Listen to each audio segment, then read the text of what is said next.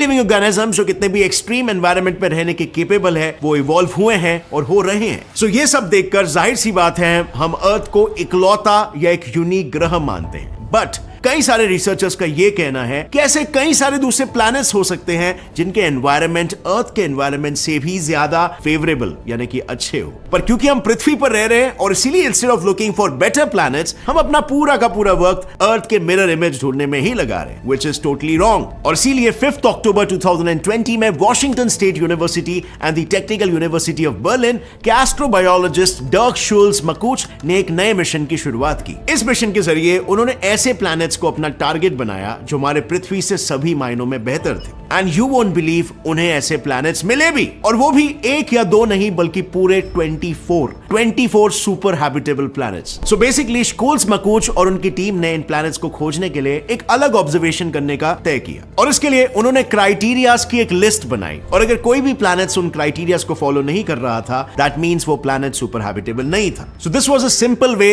How they were filtering the planets. And now you tell me, किसी भी life को survive करने के लिए कौन सी चीज की जरूरत सबसे ज्यादा होती है? एक सूटेबल टेम्परेचर, अच्छा एटमॉस्फेयर, पानी और बड़ा सा लैंड सरफेस एरिया, राइट? और बस इन्हीं सब फैक्टर्स को ध्यान में रखते हुए उन्होंने क्राइटेरिया तय कराए, जिसमें से सबसे पहला क्राइटेरिया था age of host star. Normally जब एक्सोप्लैनेट्स को एक्सप्लोर किया जाता है तब साइंटिस्ट का मेन फोकस होता है येलो ड्वार्फ स्टार्स यानी कि सन जैसे स्टार्स को ढूंढना। पर इस बार शुल्स मकूच की टीम ने येलो ड्वार्फ्स के साथ साथ ऑरेंज ड्वार्फ स्टार्स को भी अपना टारगेट बनाया, which are cooler, dimmer and less massive. और ऐसा करने के पीछे मेन एडवांटेज था उन स्टार्स का लाइफ स्पैन। दरअसल यूनिवर्स में जितने भी येलो ड्वार्फ्स हैं उनका लाइफ स्पैन 10 बिलियन साल तक ही होता है, और उन स्टार्स के कंपैरिजन में ऑरेंज ड्वार्फ्स 2 गुना ज्यादा साल तक जीते हैं, यानी कि 20 से 50 बिलियन सालों तक। और इसका मतलब सिंपल था, अगर इस प्लैनेटरी सिस्टम में कोई भी लाइफ इवॉल्व होगी तो वो अर्थ के मुकाबले 2 या 3 गुना ज्यादा समय तक इवॉल्व हो सकती है potentially. But that in no way means कि स्टार्स को हमेशा ज्यादा ओल्डर ही होना चाहिए, क्योंकि इवेंचुअली ओल्डर प्लैनेट्स की इंटीरियर जियोथर्मल एनर्जी वक्त के साथ साथ ठंडी हो जाती है और मैग्नेटिक फील्ड को लूज कर देती है। एनीवे, अब बढ़ते हैं सेकंड क्राइटेरिया की ओर, व्हिच इज वाटर। वेल, जैसे एक प्रॉपर प्लैनेटरी सिस्टम मिल जाता है तो सबसे पहला काम होगा उस प्लैनेट और उसके होस्ट स्टार्स के बीच के डिस्टेंस को मेजर करना। इससे इस चीज के बारे में हमें पता लग सकता है कि वो प्लैनेट हैबिटेबल जोन में है या नहीं, सो दैट इस चीज का पता लगाया जा सके कि उस पर्टिकुलर प्लैनेट पर वाटर परसेंटेज कितना होगा। अब इस क्राइटेरिया के लिस्ट का थर्ड फैक्टर था the size and mass of planets.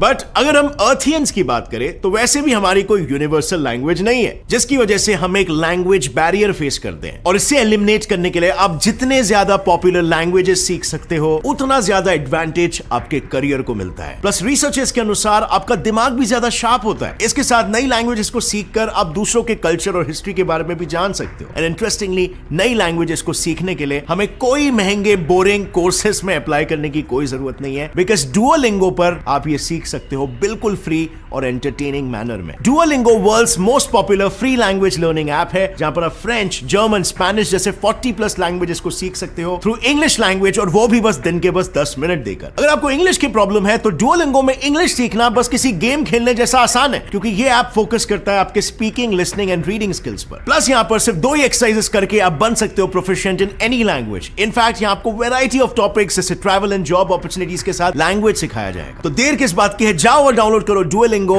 App का लिंक नीचे डिस्क्रिप्शन में। And now let's move on. बात करते हैं हैबिटेबल प्लैनेट्स ढूंढने के क्राइटेरिया नंबर 3 की, जो है size and mass of planets. Researchers के अनुसार किसी भी प्लैनेट का मास और साइज लाइफ को इवॉल्व होने में इन्फ्लुएंस कर सकता है। बेसिकली उनका कॉन्सेप्ट काफी सिंपल था, जितना बड़ा साइज उतना बड़ा habitable surface area, and not just this, जितना ज्यादा मास उतनी ज्यादा ग्रेविटी भी, और अगर ग्रेविटी ज्यादा यानी potentially a thicker more stable atmosphere. But there is also one condition. Planets का मास अर्थ के मास के कंपैरिजन में सिर्फ 1.5 या 2 गुना ज्यादा बड़ा होना चाहिए, ताकि प्लैनेट का इंटीरियर लंबे समय के लिए हीटेड रहेगा और ये हॉट इंटीरियर कोर को मोल्टन रखने में हेल्प करेगा। और इसी की वजह से उस प्लैनेट के अराउंड ज्यादा समय के लिए प्रोटेक्टिव मैग्नेटिक फील्ड एक्टिव रहेगी, and hence life might have a chance to arise and evolve. अब नेक्स्ट इंपॉर्टेंट क्राइटेरिया था टेम्परेचर, जो ऑब्वियस सी बात है, क्योंकि अगर किसी भी प्लैनेट का टेम्परेचर ही ज्यादा होगा यानी इनडायरेक्टली उसका प्रेशर भी ज्यादा होगा, और एक्सट्रीम टेम्परेचर में सर्वाइव करना इज लाइक गरम तेल में हाथ डालना। और इसीलिए साइंटिस्ट ऐसे प्लैनेट्स पर फोकस करते हैं जिनका का एवरेज सरफेस टेम्परेचर अर्थ के सरफेस टेम्परेचर से 5 डिग्री सेल्सियस से कम या ज्यादा होता है? वेल, इसके पीछे भी एक रीजन है, क्योंकि अगर मैं अर्थ के ट्रॉपिकल रीजन के टेम्परेचर की बात करूं तो वहां पर पनप रहे माइक्रोब्स मोस्टली इन्हीं एक्सट्रीम टेम्परेचर्स में सर्वाइव करते हैं। अब इन्हीं सब फैक्टर्स को ध्यान में रखते हुए साइंटिस्टों को 24 एक्सोप्लैनेट्स को ऑब्जर्व करने में सफलता तो मिली है, लेकिन अभी भी इन प्लैनेट्स पर रिसर्चेस जारी है और इन्हीं प्लैनेट्स में से उन्हें ऐसे 2 सुपर हैबिटेबल प्लैनेट्स मिले हैं जिनका सरफेस टेम्परेचर और एटमॉस्फेयर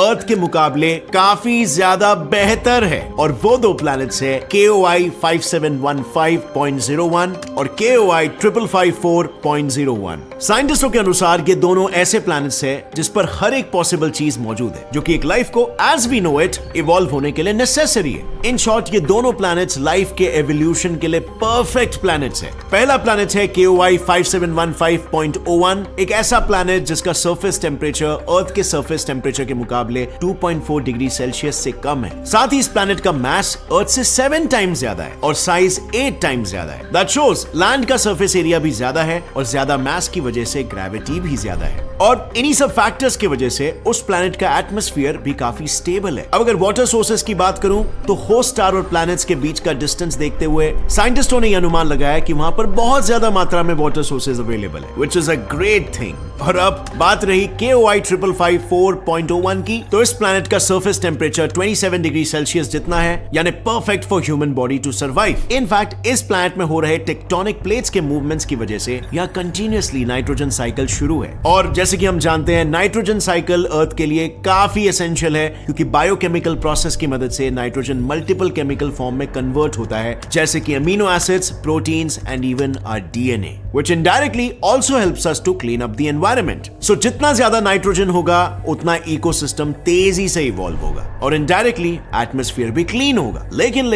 क्योंकि इन्हें हाल ही में डिटेक्ट किया गया है, इसीलिए अब तक इन प्लैनेट्स की डिटेल इंफॉर्मेशन साइंटिस्टों के पास भी नहीं है। But James Webb space telescope की मदद से अभी भी इस पर रिसर्च शुरू है। पर इन 2 प्लैनेट्स को छोड़कर ऐसे भी कई प्लैनेट्स हैं जो अर्थ के मुकाबले ज्यादा हैबिटेबल है। एक्सट्रीमली ज्यादा नहीं, बट काफी ज्यादा। सो चलो देखते हैं कि इस कैटेगरी में आखिर कौन कौन से प्लैनेट्स फॉल होते हैं। पहला है LHS 1140, a very self contradicting planet. दरअसल इस प्लैनेट को 20 अप्रैल 2017 में एम अर्थ प्रोजेक्ट के दौरान ट्रांजिट मेथड के जरिए डिस्कवर किया था। बेसिकली एम अर्थ प्रोजेक्ट एक रोबोटिक लेबोरेटरी है और ये लेबोरेटरी रेड ड्वार्फ स्टार्स के ब्राइटनेस को ऑब्जर्व करती है, जिसका मेन गोल है फाइंडिंग ट्रांजिशनिंग प्लैनेट्स, यानी वो प्लैनेट्स जो रेड ड्वार्फ्स के सामने से गुजर रहे हो। अब क्योंकि रेड ड्वार्फ स्मॉल होते हैं और इसीलिए अगर कोई भी प्लैनेट इनके सामने से गुजरता है तो वो प्लैनेट का लार्जर पोर्शन कवर कर लेता है। इसी मेथड से इस प्लैनेट को भी डिस्कवर किया गया। डिस्कवरी के बाद जब इस प्लैनेट के सरफेस को स्टडी किया गया, तब ये बात सामने आई कि इस प्लैनेट के आयरन निकल कोर ने इस पूरे प्लैनेट के 75% लैंड मास को ही कवर किया है in the form of lava. लेकिन असली ट्विस्ट तो यह है कि लैंड मास गर्म तपते लावा का होने के बावजूद साइंटिस्ट को इसके कोर के नीचे 4% पानी मिला है, और उनके अनुसार यहाँ कंप्लीट लैंड मास के नीचे और भी भारी मात्रा में पानी मौजूद है, और इससे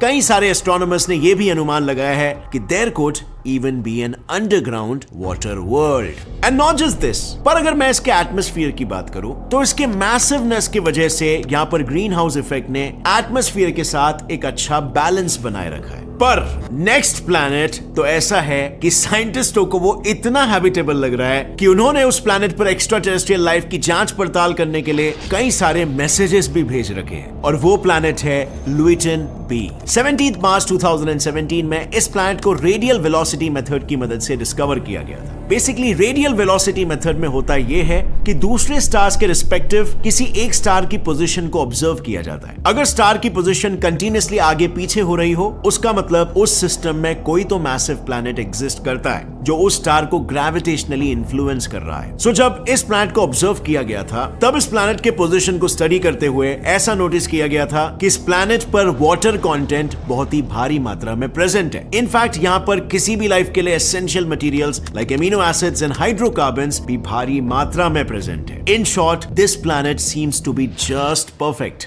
और शायद ऐसा भी हो सकता है कि इस प्लैनेट के परफेक्शन के पीछे की मेन वजह होगी कोई एडवांस्ड सिविलाइजेशन। और इसीलिए अक्टूबर 2017 और 2018 में मैसेजिंग एक्स्ट्रा टेरेस्ट्रियल इंटेलिजेंस और मेटी ऑर्गेनाइजेशन ने अलग अलग मैसेजेस इस प्लैनेट पर भेजे हैं, और उनमें से एक मैसेज था शॉर्ट म्यूजिकल कॉम्पोजिशन और दूसरा मैसेज था scientific tutorial about our location in the universe. Interesting, right? So that means अगर लुइटन बी पर इंटेलिजेंट लाइफ प्रेजेंट है, then we will surely know one day. अब फ्रेंड्स, ये सब सुनकर आपको एक अंदाजा तो लग रहा होगा कि साइंटिस्ट किस लेवल पर काम कर रहे हैं। हमें ऐसा लगता है कि साइंटिस्ट लोग इतने अप्रोप्रिएटली खोजबीन नहीं कर रहे हैं दूसरे प्लैनेट्स की, एलियंस की, एक्स्ट्रा टेरेस्ट्रियल लाइफ की, एटसेट्रा। बट ट्रस्ट मी, बड़े स्केल पर यह सब काम होता है। Scientists are extremely curious about what is out there in the universe. So anyway, ये सब तो हमने बात की यूनिवर्स में मौजूद कुछ सुपर हैबिटेबल प्लैनेट्स की, पर यू वोंट बिलीव हमारे सोलर सिस्टम में